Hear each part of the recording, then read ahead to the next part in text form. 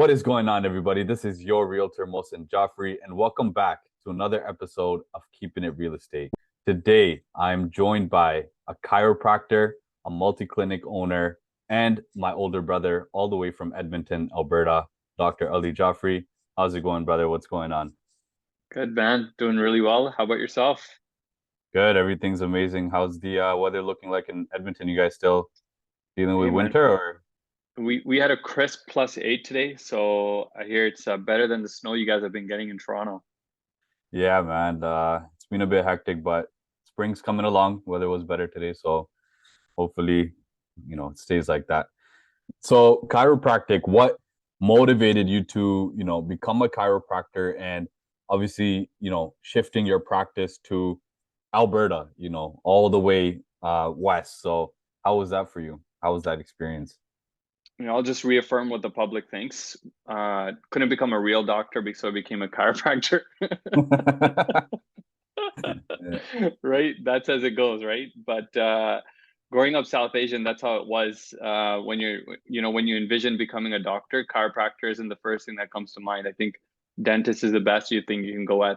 So, ultimately it comes down to personal experience and call it fate, call it the universe, call it whatever you want, call it the will of God, right? But our mom went through something quite interesting with her health, and Yeah. in many ways, bone setting or chiropractic is what restored her health. And in my world, and I know this is going to be about business and entrepreneurship, so kind of leading up to it, what I'm going to say is, it's a story. If you don't have a story, you don't have a sale, and Yeah, it's as simple as that. So every entrepreneur has a story, for sure. and my story stems from my personal family and watching my mom go through something, and whatever healed her motivated me to do it, and so here we are with chiropractic. Amazing, amazing, man. And now obviously you've grown up in Ontario, specifically, Rexdale, Toronto. That's where majority of your upbringing was. And The hood. now, yeah, the hood. And you grew up with so many people, your networking was here, your circle of influence was here.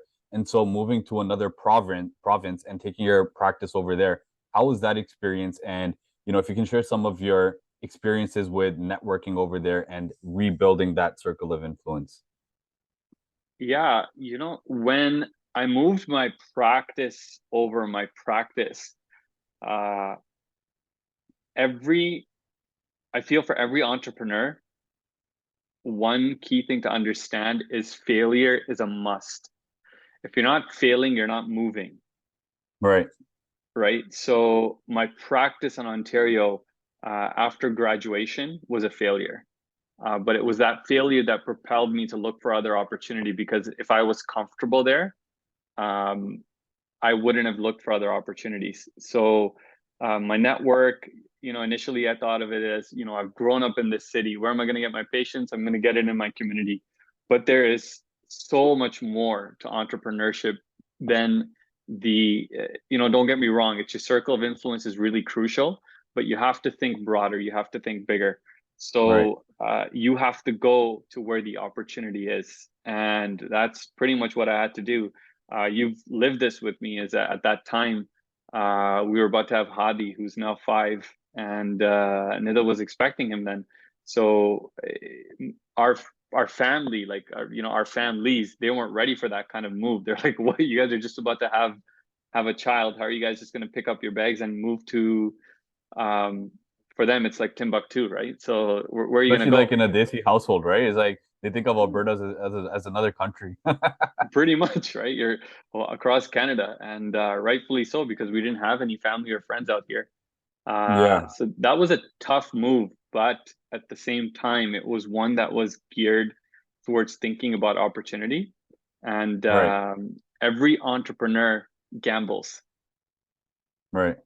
right? So this was a gamble. It was a bet on on hard work, and that's what made me But look move. where that got you, right? Like looking at your network now, your clientele, and owning more than one clinic, right? So it's definitely a success story you can pass on to your kids, right? So no, that's amazing, man. And you know, a lot of the times you see where, people think of a chiropractor, okay, they're just a chiropractor at a clinic, do a few adjustments, work on their patients, and that's a wrap. But you've actually incorporated, a business into your practice, or better yet, you transformed your practice into a business, and you're not only a chiropractor, but now you're an entrepreneur.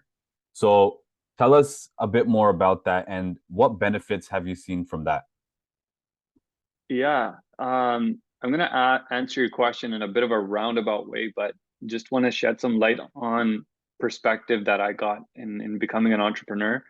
Uh, just because you have a 9 to 5 job, or what you're looking for is job security or employment security, um, Right. it doesn't mean you're not in sales. True. What everyone has to understand is we are constantly selling ourselves. And if you're not selling yourself, there's no security. And Security. Yep. health professionals, be it physiotherapists, be it massage therapists, be it dentists, even nowadays, be it medical doctors, you have to sell yourself, Yeah. right? 100%. So that's where the entrepreneurship part comes into it. And chiropractic, since probably its inception, it's been a business. It's been a health business. It is a small business. Right. Right. And So so, yeah. And so, like, you incorporate that into a business. So what was like your process? How long did that take? And, what kind of sparked the idea for that, for those people looking to get into, for example, chiropractic or physiotherapy? Why is entrepreneurship so important to incorporate into your practice? uh, I think as a even if you don't own the practice, like you're not paying the bills of the overhead, and you're working inside the practice, you're still an entrepreneur. Right. At the end of the day, that realization has to come in that there's an entrepreneur in all of us. It's how big do we want to make that entrepreneur, and how successful do we want to make that entrepreneur, Right. right? Right. So coming back to your question, what led me there, I think is not like what led me there. It found me, right? It was Yeah. all born out of necessity. It's like, well, if I want to grow my practice, then I have to think of it as a business. 100%. And as guys, like, as cliche as that sounds, the opportunity always finds you, right? Like me personally, with my background in humanities, studying like philosophy, I never knew I was going to end up in real estate, even though I had sales background. All my other part-time jobs were in sales, and so when I was thinking of getting into real estate, I'm like, am I really going to be able to do it? But I'm like, hey, listen, I do have sales experience, and everything, as you said, is selling yourself. That's when you're going to find value, right? 100%. And now, like with entrepreneurship, a lot of people don't want to take that big leap where they let go of their 9 to 5 jobs and just start a business out of nowhere, because as humans, our nature is we want security, right? And so the question now comes with the importance of side hustles, which I know you and I are very big on. So what are, especially in this era, right? You see, like, especially the Gen Z, this is my side hustle. You got to have this as side hustle. I'm investing stocks, crypto, it's all my side hustle. So, like, what do you think is so important about side hustles, and why is it so important to find something that you're interested in and make that a side hustle as your business? Yeah, it's a great question, because the side hustles have definitely become a thing of the present and the future. It's become a hype of sorts. Uh, when it comes to side hustles, personally speaking, as an entrepreneur, what it shouldn't do is distract you from your main hustle. Right. Um, so if your main hustle is your 9 to 5, and that's what you're doing to put food on the table, to pay your bills, that's Yeah. great. Like, don't lose focus on that. Um, but build up the side hustle in a way where it becomes your main hustle. So you have to Right. take it in phases, right?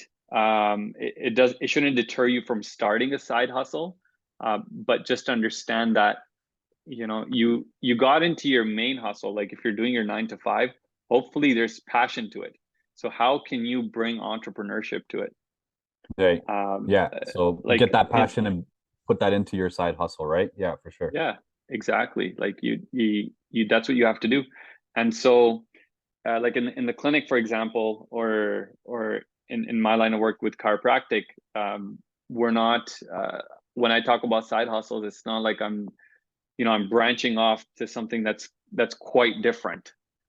I'm trying to Right. find niches within the chiropractic market to talk about. I'm figuring out, well, how do I build and add to my main hustle, right? If it's in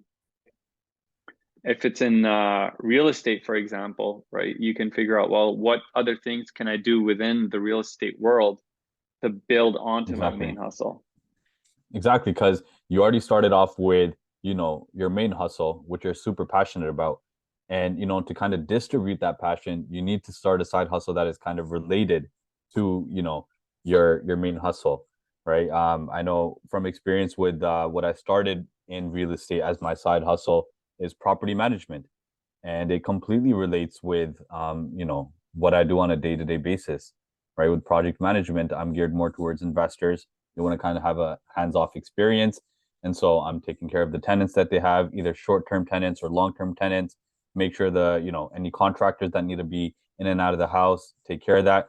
And that's what I'm doing regularly, right? On a day-to-day basis in my real estate job. So no, that's amazing. And what type of side hustles right now do you see that have an amazing ROI, right? For right now and in the future.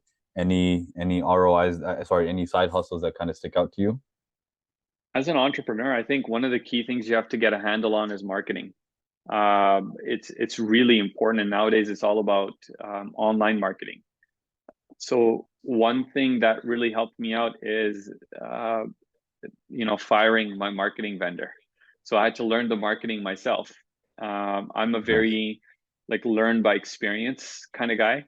So that's what helped me out is, and you and I have spoken about this offline on Facebook marketing and things you can do in CRMs and all of these other neat concepts that entrepreneurs can't learn about, like how do agencies get them clients? If they can't Yeah. figure that out, then how are they going to know whether or not the agency or the person that they're hiring is being successful, right? When you talk about ROI, you forget you it's in the word, right? You focus on the return first and the investment later.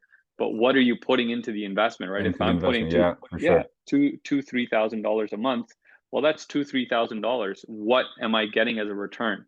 There has to be uh, very, very hard lying numbers. And I think entrepreneurs shy away from that because numbers tell us when we're failing, right? So it comes back to this idea of the fear of failure. So if you're not tracking and you don't know your KPIs and all of these other business concepts, then you're in trouble, right? As an entrepreneur, these are very key concepts that you should know about. 100%. And I feel like it's amazing that you're focusing on sales, focusing on your marketing. But if you don't get yourself the proper education as an entrepreneur, because no one's gonna tell you, oh, you need to go to a specific school to learn entrepreneurship.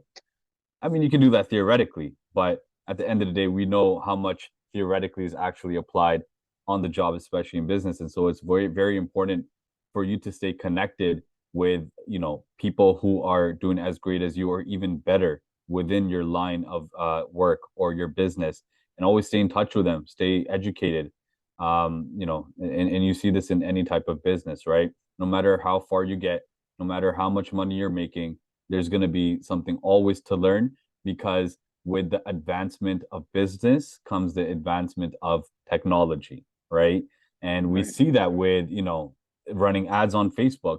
If I had told a real estate agent this, like, 15 years ago, hey, you can run ads on Facebook, or I don't know, was Facebook out 15 years ago? I don't even remember. But MySpace. MySpace, right? Whatever it was. Yeah, they wouldn't believe it, right? But that's something important to know, that technology is a very big aspect of your business. Yeah, man, great points, and especially for this podcast, we have to talk about real estate, man. I can't, I just love it too much. I'm obsessed with it, and I know you are too. Coming into our Yeah. next question now, with something that me and you have been working on, and something that we want to, continue working on in the future is real estate developing, right? Um, Getting to know how to build real estate and the whole process behind that.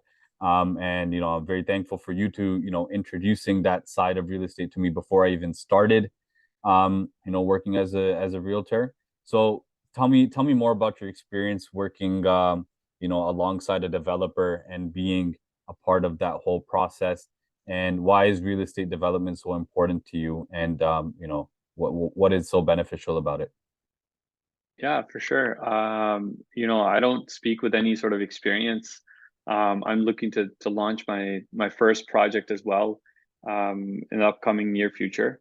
But the why the idea fascinates me is when I think about generational wealth and concepts such as diversification, and when we talk about risk mitigation, or people feeling like their security, the go-to is in real estate, because there is a lot of stability in real estate. Out of any investment opportunity, I'm really scared about investing into like stocks or crypto and all these things. There's too much volatility in it. And personally, like I don't have that kind of risk tolerance. So real estate development is what caught my eye. And I think, you know, it's something that like entrepreneurship, like it can go on, it's a scale, right? Like you can take it from um, building a house to like building Right, multifamily units. So right. I think if someone wants to start, it could be as simple as like starting by building your own house, and you Yeah, get used to this idea of permitting and what kind of inspections you have to go through.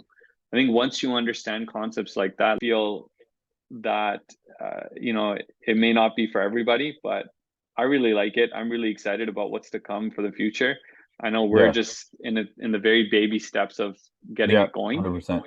but That you always have to start off from somewhere, right? yeah, Yeah, and it's just customizing the house, right? And it's just all about looking at location and seeing what type of areas need this type of real estate, right? Coming on to my next point, like you living in Alberta, like why is it so important for people in Ontario to recognize the potential outside of Ontario? If there's any areas or provinces, cities that stick out to you where people in Ontario should be looking at for real estate investing. yeah. Well, I mean, first of all, I don't have to say anything. Like, you guys got crazy prices out there, man. It's Yeah. the market's real hot, and with a market where you have high interest rates, it becomes tough for someone who already owns a home or owns multiple homes and wants to expand their real estate portfolio. So I would say, in terms of Alberta, there's quite a few neat things that happen here. I would ask all your viewers to take a look at that. Concepts such as land transfer taxes being waived, not to mention like cheaper land, Yeah. just lots being cheaper, because that's really where most of the money is being spent in Ontario, or at least in the hotspots. So Right. even the surrounding towns, like in Edmonton, now it's starting to form the greater Edmonton area, where you have towns like Leduc, Beaumont, Spruce Grove, you got St. Albert, even for Saskatchewan, and some of these surrounding towns which are starting to become hotspots because Edmonton itself is getting expensive. Where Yeah. Yeah. that's already moving, it's moving away from main Edmonton. So that's a really neat opportunity for investors. And I haven't even gotten to markets like Calgary, which is one of the hottest markets in Canada Right right now. now. Yeah. Yeah. So these are all markets that are out here in the West. Instead of your viewers being afraid, I would say, like, if anyone's gotten any questions, feel free to reach out via you, and I'd be happy to put them in touch with my network here, and Yeah. get some stuff done. 100%. Yeah, guys. I'll be dropping Ali's social media handles, and you can get in touch with him or definitely hit me up and I can get you guys connected with him. Bro, it's been amazing. Uh thank you so much for joining me. This one, sits close to home, this Yeah. episode specifically. It's been great. I have a question that I was thinking about. So I'm sure you get a lot of clients or patients that are entrepreneurs or business owners. What type of injuries or adjustments do you normally have to go through with them? What are some of the type of pains that they're going through? PTSD. No, I'm kidding. For all of you guys wanting to get to business, honestly, the reason, mostly I'll answer your question, but one of the reasons I wanted to become an entrepreneur is because I can't see myself working for someone, man. I'd make a really bad employee. So if you're getting those vibes off of yourself, I would highly Yeah, encourage it. But it's definitely one of the most rewarding things I've done in my life so far. yeah, So I would, I promote entrepreneurship to anyone and everyone that I can in whatever facet that they're passionate about. But amazing. Yeah. shit, I forgot your question. What was your question again? The What question, kind of adjustments? what kind of adjustments do these entrepreneur business owners typically need to go through? Yeah, so here I'll bring a little bit of chiropractic to your podcast.